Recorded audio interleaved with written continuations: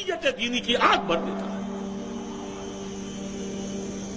میرا رب اور اس کی بات پامال، میرا اللہ اور اس کے دین کی دھجیاں بکھیری جا رہی ہوں۔ حضرت ابوبکر نے کیا فرمایا تھا؟ ایبدل الدین وانا حی، میرے ہوتے ہوئے ابھی میں زندہ ہوں اور دین میں کوئی تغیر و تبدل آ جائے گا؟ اگر یہ نہیں ہے تو بے غیرتی، حمیت نام تھا جس کا گئی تیمور کے گھر سے، اور اس بے غیرتی اور بے حمیتی کا عالم جو یہ ہے، جو ہمارے دین میں مقام ہے، اس کو سن لیجئے۔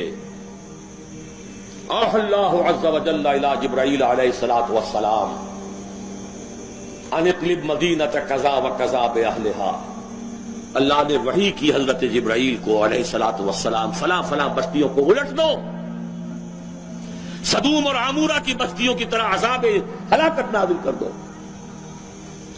قال فقال، حضور فرماتے ہیں کہ حضرت جبرائیل نے عرض کیا، یا رب ان فیہا عبدک فلانا لم یعصک طرفۃ عین، اے اللہ میں اس بستی کو الٹ دوں، اس میں تیرا فلاں بندہ بھی ہے جس نے کبھی پلک جھپکنے جتنی دیر بھی معصیت میں بسر نہیں کی۔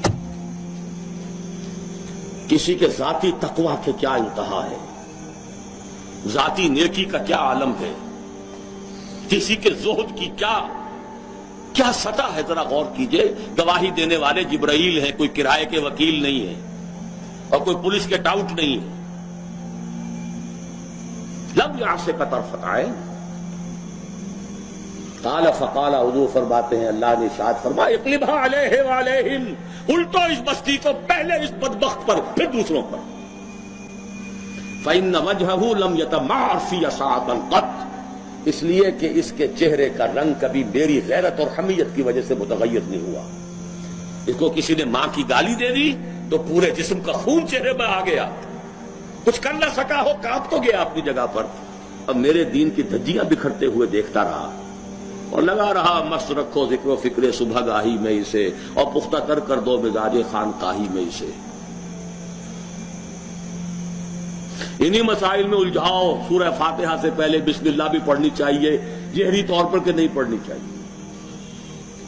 1.5 گھنٹے کی تقریر سننے کے بعد اصل مسئلہ یہ اٹھا، بیڑا یوں ہی تو غرق نہیں ہو گیا ہے۔ جس نے کہا تھا کیا اسے معلوم نہیں اختلافی مسئلہ ہے؟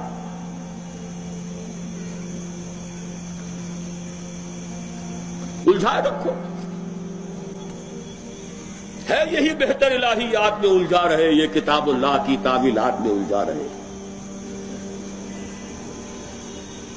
چوتھی چیز، اگر یہ ایمان باللہ حقیقی پیدا ہو جائے گا تو توکل صرف اللہ پر، اسباب پر نہیں، وسائل پر نہیں۔ تفویض الامر الی اللہ، وافوض امری الی اللہ ان اللہ بصیر بالعباد، اور راضی برضائے رب،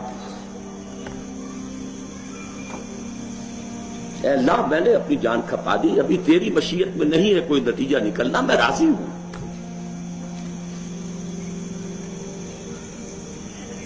جان دی ہوئی اسی کی تھی، اب تو یہ ہے کہ حق ادا نہ ہوا، تیری اپنی مشیت ہے۔ اس کی بے نیازی کا عالم یہ ہے کہ جلیل القدر نبی،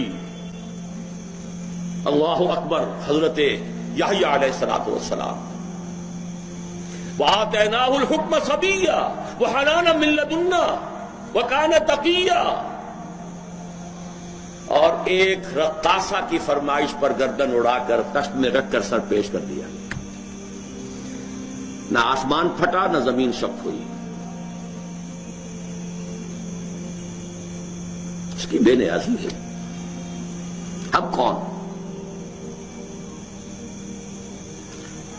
اپنا فرض ادا کرنا ہے بس، توکل اس پر، تفویض الامر اس کو، اور اس کی رضا پر رضا۔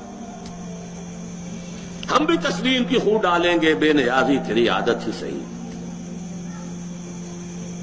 4 چیزیں ہوں گی تو یہ جہاد فی سبیل اللہ ہوگا۔